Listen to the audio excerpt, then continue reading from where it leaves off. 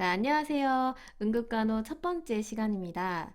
국가고시에 5문제 정도 출제되는 비중 있는 과목이에요.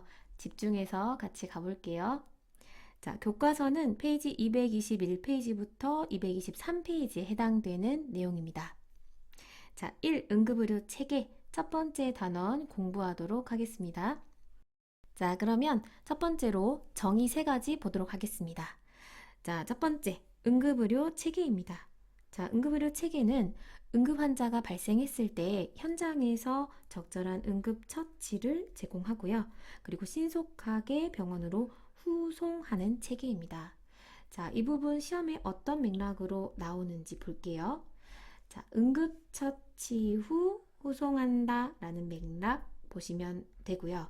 자, 여기에서 예를 들어서 골절의 상황이 있다. 그러면 응급처치로 보통 부목을 대요. 부목을 대고 후송한다 라는 문장이 나왔을 때는 맞는 문장이에요. 자, 항상 문장 안에 응급처치를 하고 후송한다 라는 부분이 들어가 있어야 돼요.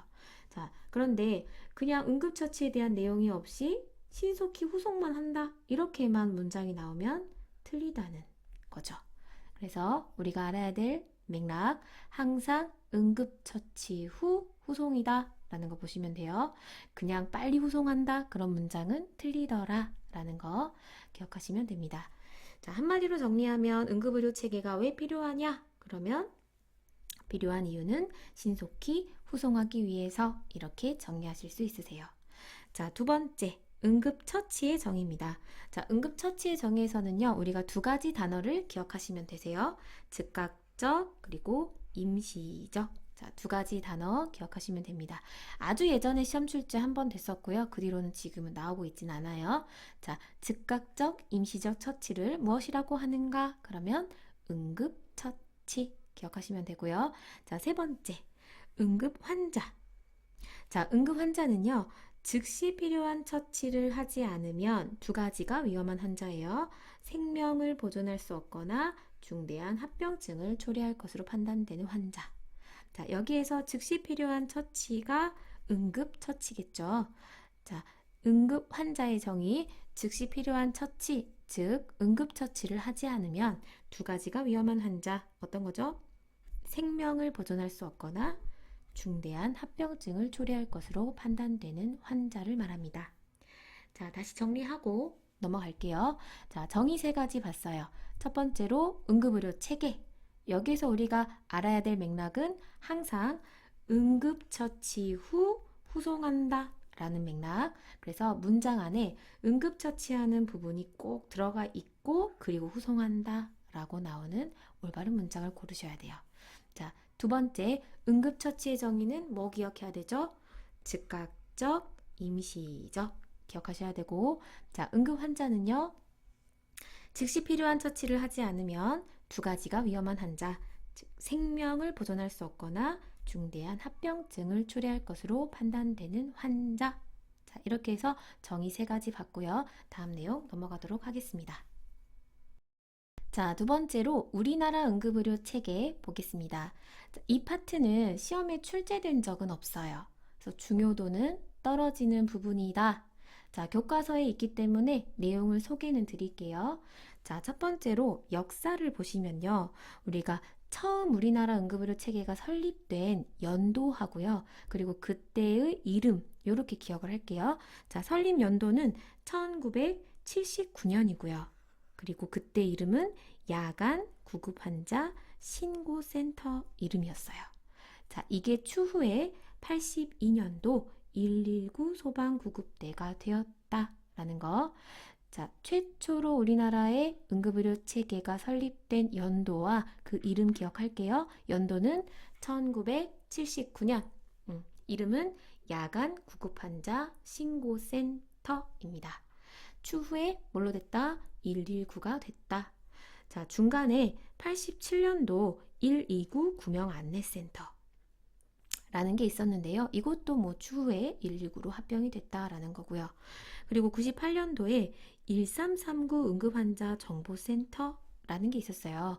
이것도 추후에 119로 다 통합됐다라는 부분이 있으세요. 자, 이때 이 1339 같은 경우는요, 현재는 질병관리청의 번호예요.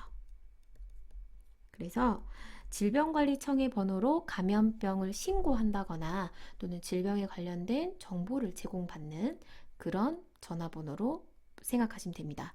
자, 현재는 우리나라의 이 응급의료 체계를 담당하는 곳은 하나밖에 없다.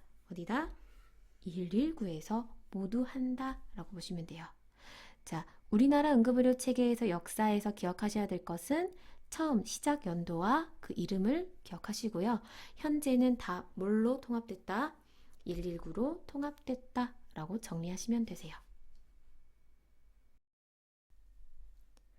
자, 두 번째, 응급의료기관 구분 파트 들어가도록 하겠습니다. 우리나라 응급의료기관의 종류가 5종류 지금 소개가 되어 있는데요. 자, 첫 번째로 중앙응급의료센터가 있습니다. 국립중앙의료원에 있다라는 거. 두 번째, 권역응급의료센터.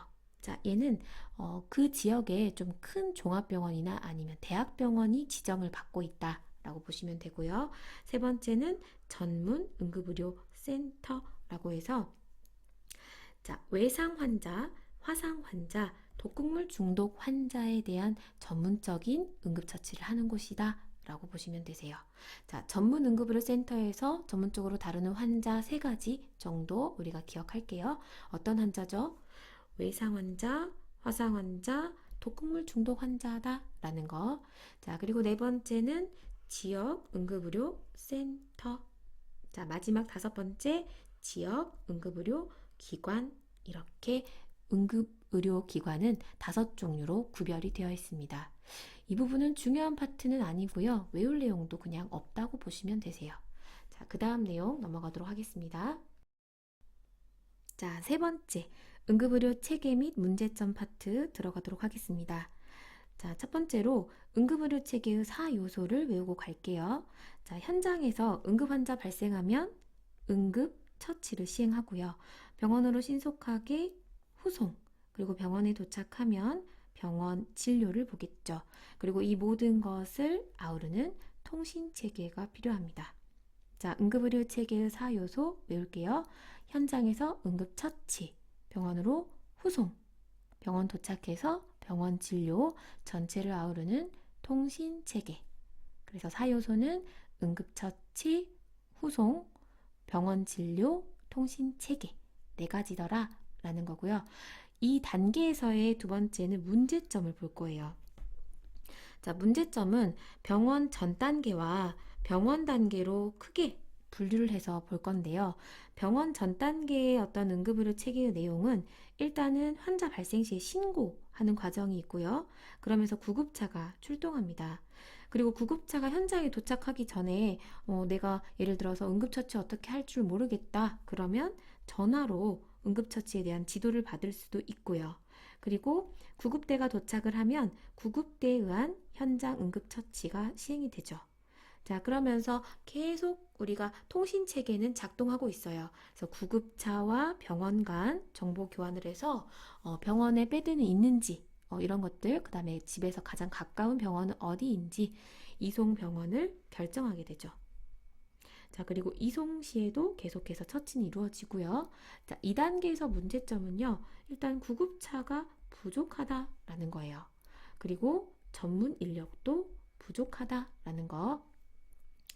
주의 깊게 기억해야 될 게 계몽 및 교육의 부재예요.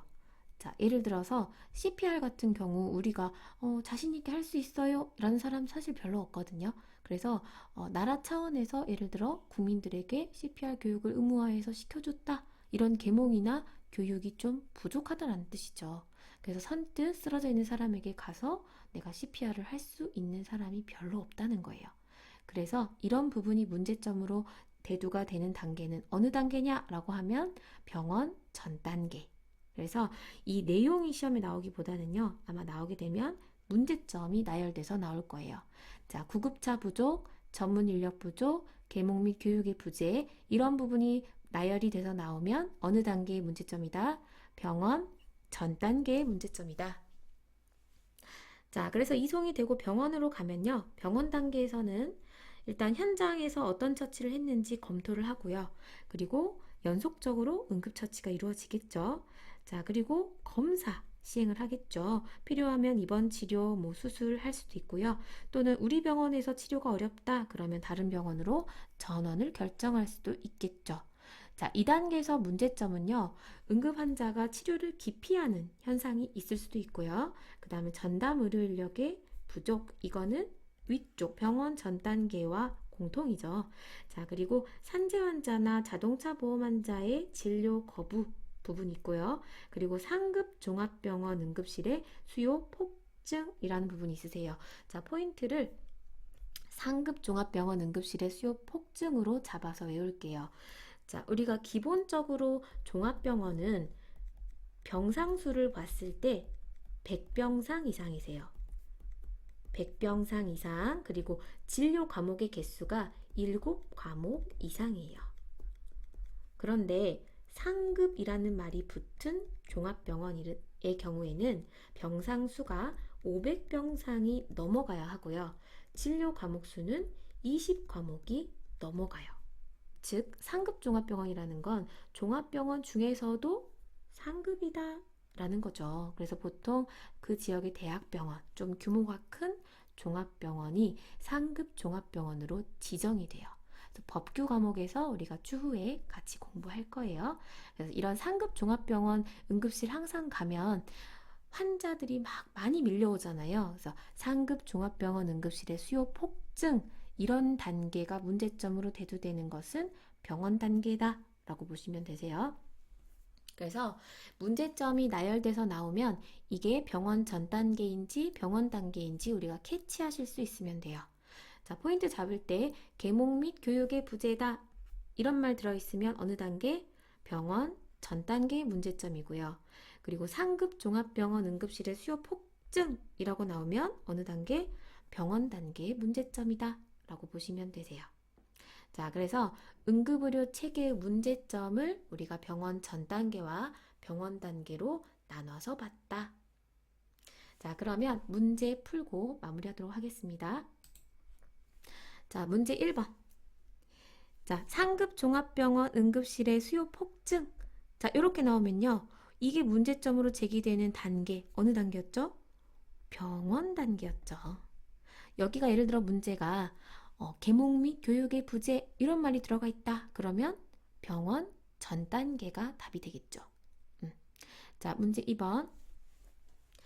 자, 병원 전 단계의 문제점으로 옳은 것은 자, 첫 번째, 전담 의료 인력 과잉이지 않죠? 전담 의료 인력 부족. 그 다음에 통신체계 원활하지 않다라는 부분. 그게 문제점이죠. 그리고 계몽 및 교육의 부재. 이게 맞죠.